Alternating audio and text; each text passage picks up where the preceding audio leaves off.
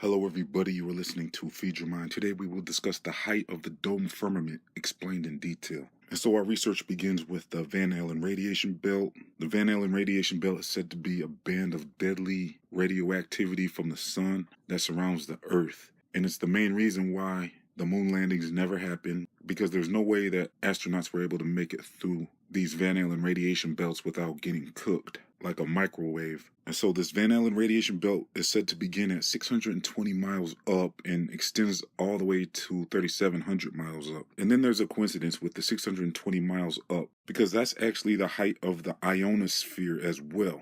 The ionosphere is said to be about 620 miles up as well, and it is described as a shell of electrons and electrically charged atoms and molecules that surround the Earth. That sounds very similar to the Van Allen radiation belt. And so are these the same things, just two different names possibly? The ionosphere and the Van Allen belt being the height of the dome firmament? Because an interesting thing about this ionosphere description is it says a shell of electrons. A shell to me sounds like a solid object, a firm and solid object. And so I have an interesting video coming up about satellites and how they interact with the ionosphere in order to bounce signals back to Earth. And so make sure you click your notification bell because you won't want to miss it.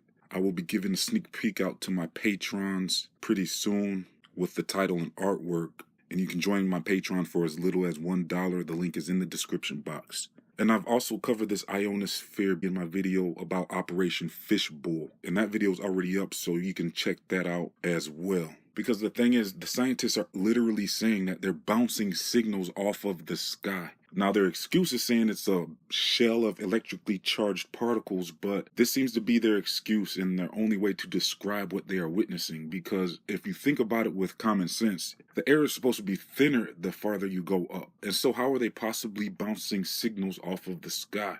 You see, satellites do not exist. They're just bouncing signals off this reflective dome firmament. The reflective properties of the dome firmament is part of the reason why you see rainbows, sundogs, and more. Because according to my research, the dome is most likely some form of reflective material. There's descriptions that say it's as a molten glass. Molten sounds kind of metallic, and it could be a reflective metallic type glass. It sounds like it's probably see-through as well. And so this material doesn't seem like it's known to mankind. But there's also another striking coincidence of this ionosphere, because they say it begins 31 miles up. And so 31 miles up is actually the same height of the highest balloon that has ever been launched. You see, balloons will always pop around 30 miles up or lower. And this is allegedly due to the low air pressure that forces the balloon to expand until it bursts. And so scientists have been creating these balloons to be more flexible so they don't burst. And so that's basically what a weather balloon is. But from what I'm hearing, they always pop anyways. So what is causing these balloons to pop at 32 miles up? And what's with the coincidence with 32 miles being the lowest part of the ionosphere? And so like I said, the ionosphere ranges from 31 miles up to 620 miles up. So if it begins at 31 miles up, that could possibly be the lowest point of the dome firmament. Now, the reason why I believe they're saying these are ranging from 31 miles up to 620 miles up is because the curved nature of the dome. You see, if the dome is an arch-like shape, there would be various points of height on the domes. And so I suppose the lowest points would be around 31 miles up. But that seems to be the average point where balloons pop no matter where you are. And so let me know what you guys think about all of this in the comment section. Most balloons usually only range from 11 to 23 miles up, so this 32 miles up was an exception, and this happened around 2002. And so polar orbiting satellites are said to be as low as 444 miles up. The ISS is said to be about 220 miles up. Low Earth orbit is said to begin around 100 miles up and is said to range to about 1,200 miles up. And so I'm rejecting the 1,200 miles up scenario because there doesn't seem to be any evidence of anything being more than 30 miles up. Outer space is said to actually begin at 50 miles up. So if space doesn't exist, that means the dome could be under 50 miles up, especially in some areas. And so to summarize this video with all this information I presented, it appears there's no proof that anything has ever went more than 30 miles up.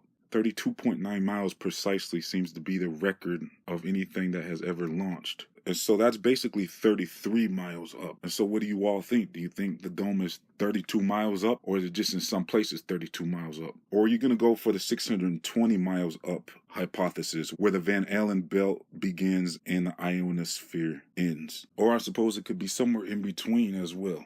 And so I suppose I'm going to lean more towards the dome being somewhere around 50 to 100 miles up. And maybe 100 to 600 miles up could be the second heaven area, possibly. Who knows? Because maybe that's the area where the stars and the planets, which are actually stars as well, hang out. In my last video, I discussed how planets are actually stars. So make sure to check that video out if you get a chance. And so the second heaven area seems to be around the range where scientists are saying the orbit begins, with the ISS being 220 miles up.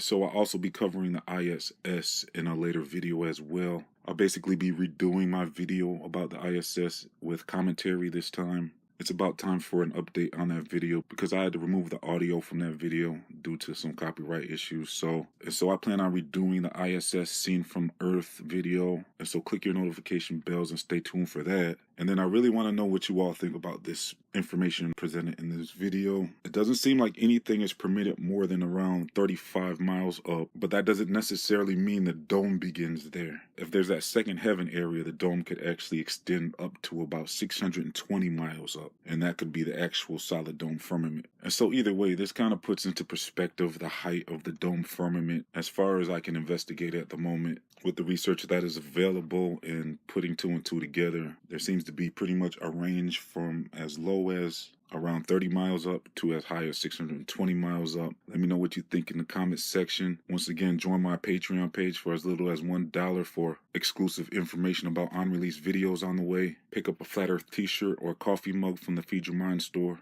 Like, comment, share, and subscribe. This has been another episode of Feed Your Mind signing off.